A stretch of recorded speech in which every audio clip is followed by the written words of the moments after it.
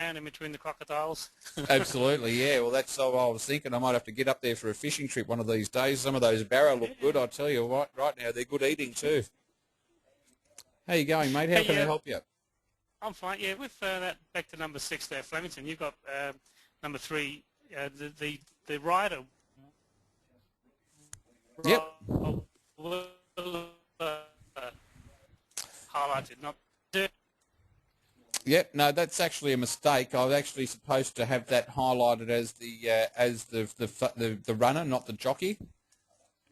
And yes, I do have the jockey. That Brad Rawiller at the moment is the only person that I had in there, and I accidentally did that last week. Instead of actually black booking a runner, I actually right-click on the jockey's name instead of the runner's name. You don't pay too much attention to that, mate.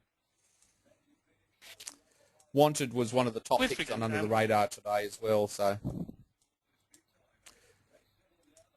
certainly not a selection in that race. You wouldn't have gone with anything regardless of what black bookers or anything you had in that race, that's for sure.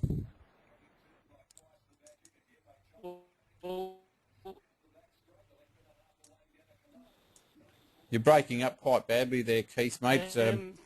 It just to me gets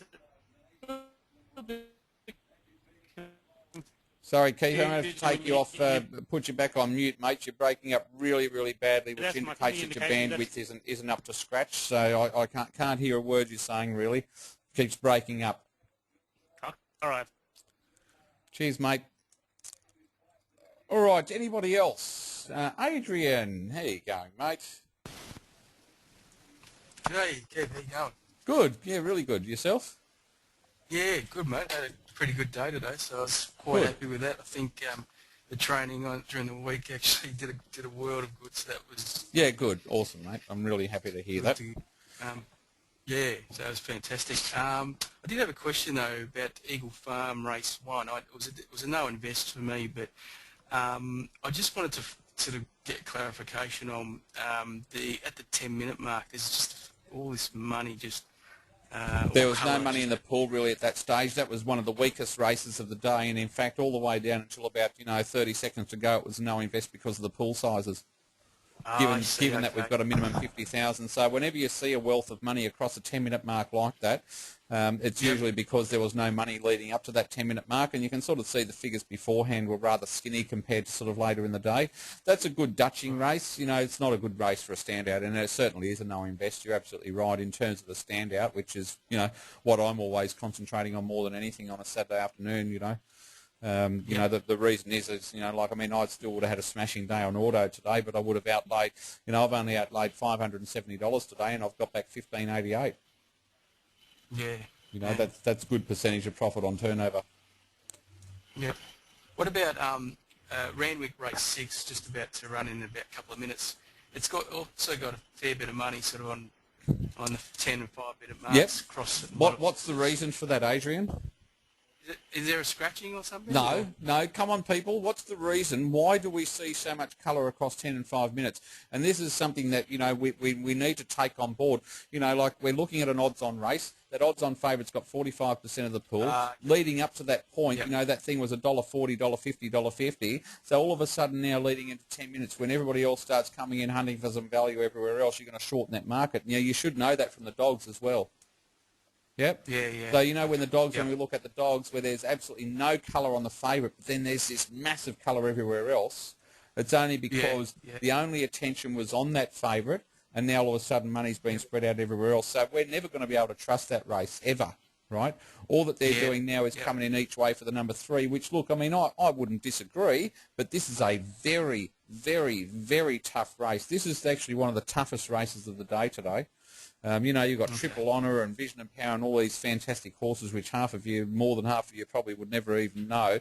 But, this is a very, very strong race. In terms of indications and what we should be reading out of this race is that, you've got 50 grand dumped on that thing at 25 minutes. Massive indications which have shortened it right up. If you're ever in any doubt, scroll back to dividends or go back to dividends. Have a look at what the actual price mover was and things like that. Nothing is going to touch that.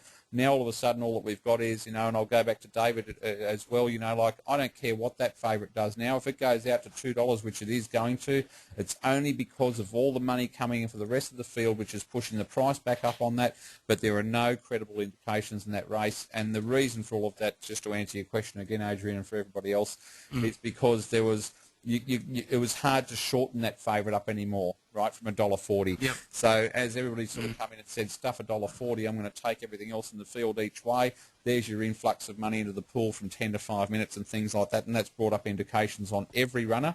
There are a couple that have broken out of that. Number 11, Miss Darcy. Number 3, Court Command. And then obviously your favourite up there, but definitely a no invest. Okay, no worries. Thanks mate. For that. Cheers. Yeah.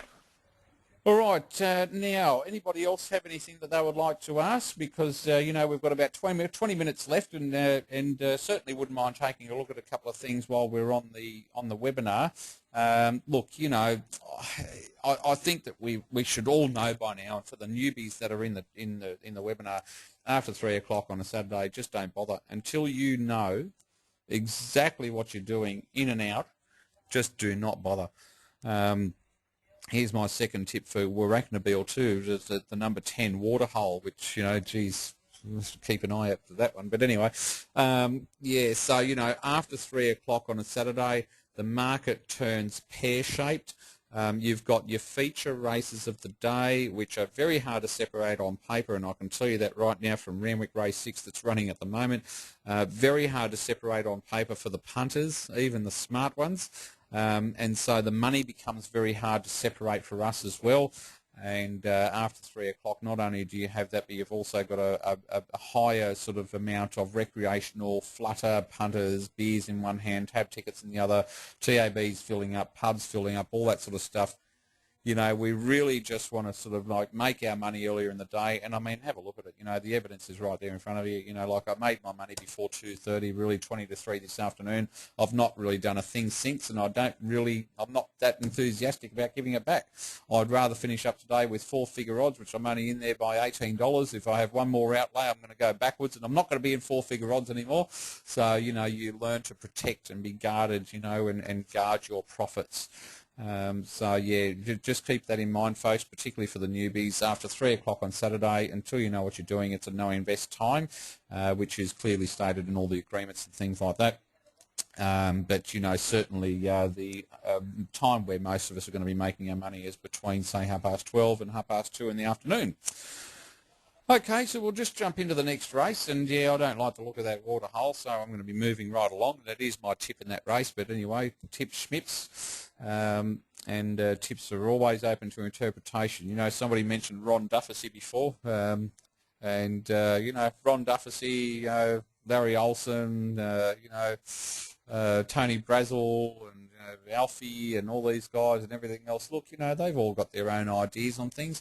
You even listen to someone like Hilton Donaldson and David Bridgeland down at Morphettville. Like one guy says, "Oh, look at this," and "Oh, look at that," and the other one will stand back there laughing, giggling to himself. "What, you reckon that's going to win? Gee whiz," Everybody's got their own ideas. At the end of the day, there is only one market that we're interested in following, and that is this. Let the money talk and let the rest walk, right? We're not interested.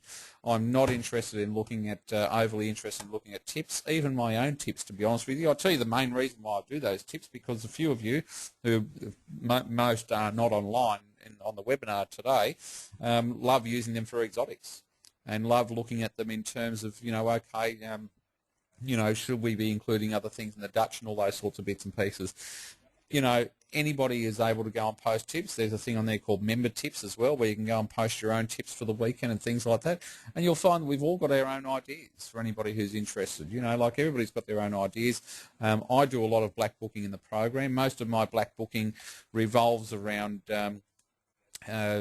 things that I have, like, Diamonds at Dusk. I've got notes on it. I've made notes. I know what happened in its last run and all those sorts of things.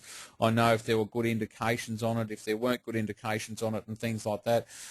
Quite often I don't black book it. I want to see good sneaky indications on outsiders, outsiders paying good odds with the best indications, that then follow it up with an outstanding run, then I'll black book it, you know, and I'll make the relevant notes and things like that. So, okay, hope a few things are making sense. Just looking at Eagle Farm Race 6 at the moment, it looks very, very weak. You know, look at those ratings, only 56 points for your top rater. Nothing in there to sort of indicate that we should be leaning one way or the other at this stage, but we do have 5 minutes left to go. All right.